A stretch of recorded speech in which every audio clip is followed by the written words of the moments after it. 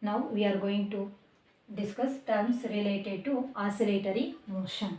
So oscillatory motion means it is a motion in which a particle moves back and forth or to and fro about its mean position is called as a oscillatory motion. So some of the terms related to the oscillatory motions are, first one, mean position. So it is meant by mean position. So in this diagram, so look at here. So this is nothing but suspended pendulum, simple pendulum experiment.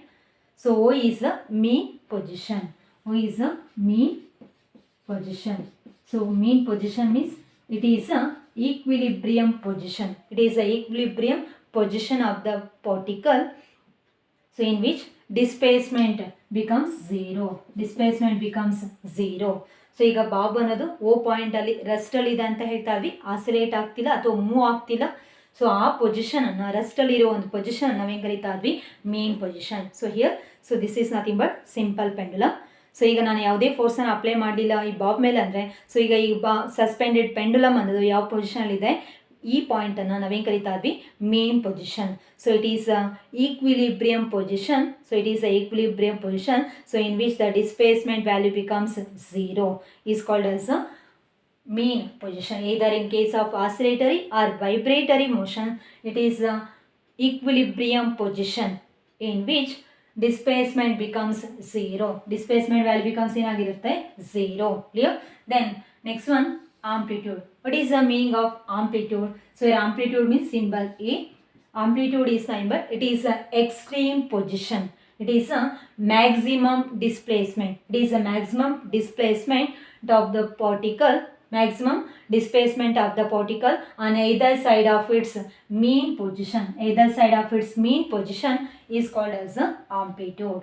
In amplitude andre, it is a maximum oscillating particle either side of its mean position. So ಒಂದ್ಸರಿ ಬಾಬನ್ನು ನಾವು assign ಮಾಡಿ release ಮಾಡಿದ ತಕ್ಷಣ A ಇಂದ B ಕಡೆಗೆ ಹೋಗುತ್ತೆ, B ಇಂದ ಮತ್ತೆ ಎ ಕಡೆ, ಓ ಕಡೆಗೆ ಬಂದು ಓ ಇಂದ ಮತ್ತೆ ಬಿಗೆ ಹೋಗುತ್ತೆ, ಹೇಗೆ ಬರುತ್ತೆ. ಸೊ ಓ ಇಂದ ಬಿಗಿರೋ ಒಂದು ಎಕ್ಸ್ಟ್ರೀಮ್ ಪೊಸಿಷನನ್ನು, ಸೊ ಈ ಮ್ಯಾಕ್ಸಿಮಮ್ ಡಿಸ್ಪ್ಲೇಸ್ಮೆಂಟನ್ನು ನಾವೇನು ಕರಿತಾ ಇದ್ವಿ, ಸೊ ಆಂಪ್ಲಿಟ್ಯೂಡ್ ಅಂತ ಹೇಳ್ತೀವಿ. But in this wave form, so this is in this region is nothing but amplitude. So here amplitude value becomes +1, but here amplitude value becomes -1. Amplitude because, so this extreme position of the oscillating particle on either side of its mean position. Either side of its mean position is called as amplitude. Clear?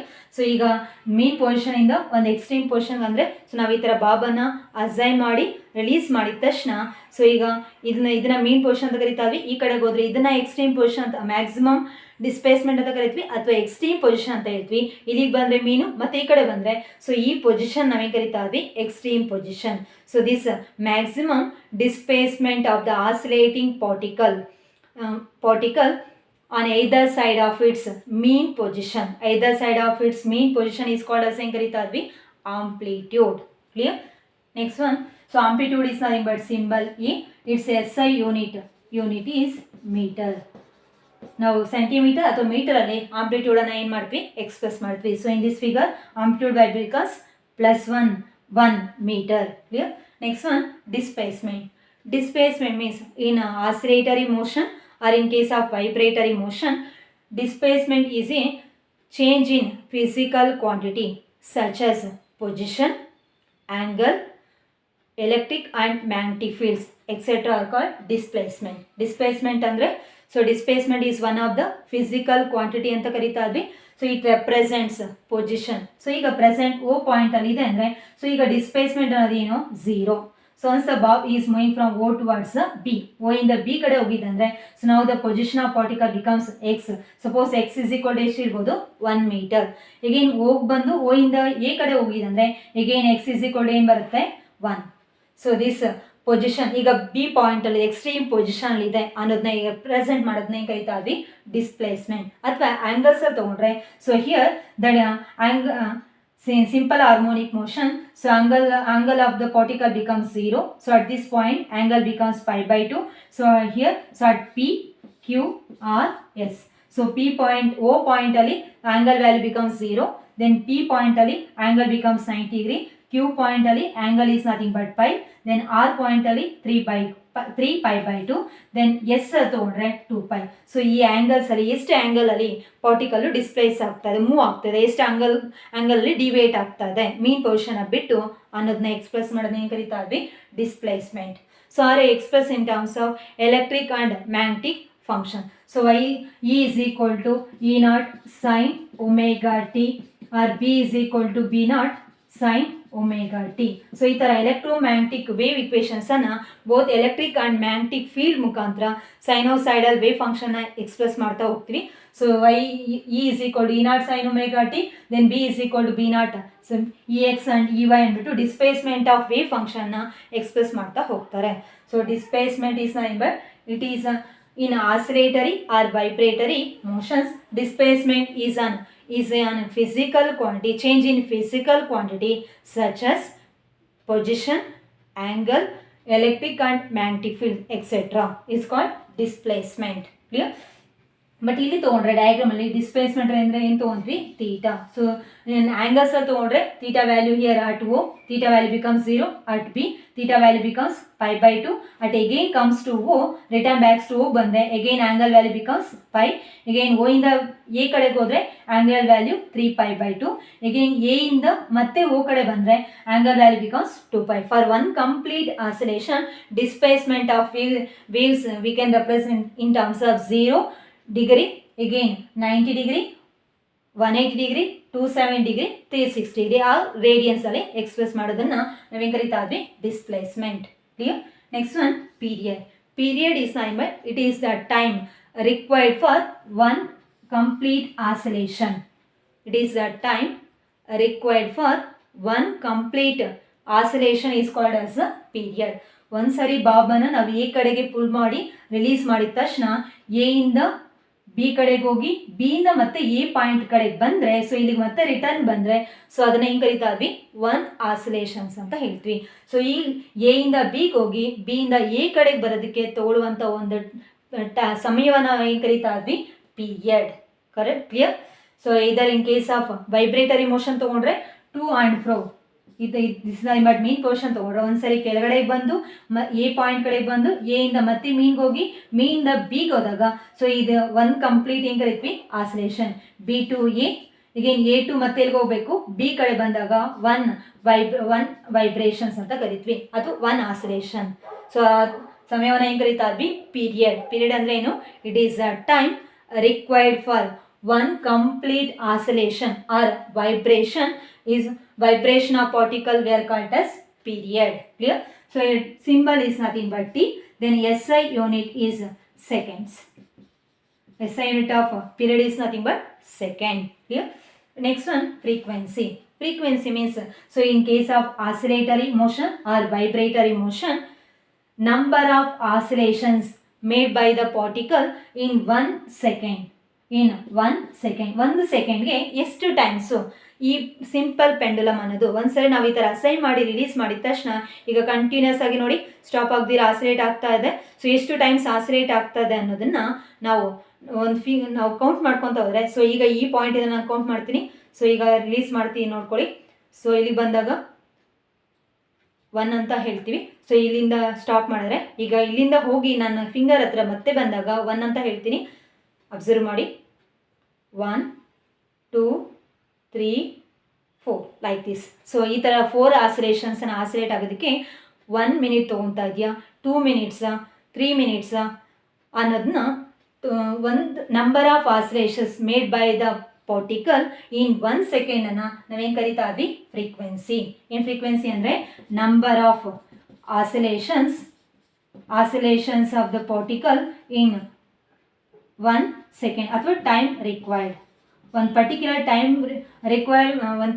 Time ಪೀರಿಯಡಲ್ಲಿ number of ಆಸಿಲೇಷನ್ಸನ್ನು execute ಮಾಡೋ ಒಂದು ಆಸಿಲೇಷನ್ಸನ್ನ ಏನು ಕರಿತಾ ಇದ್ವಿ, measure ಮಾಡೋ ಒಂದು ಮೋಷನ್ಸನ್ನ ಏನು ಕರಿತಾ ಇದ್ವಿ, ಫ್ರೀಕ್ವೆನ್ಸಿ. ಕ್ಲಿಯರ್? ಏನು ಫ್ರೀಕ್ವೆನ್ಸಿ ಅಂದರೆ number of oscillations of the particle in 1 second is known as the frequency. Clear?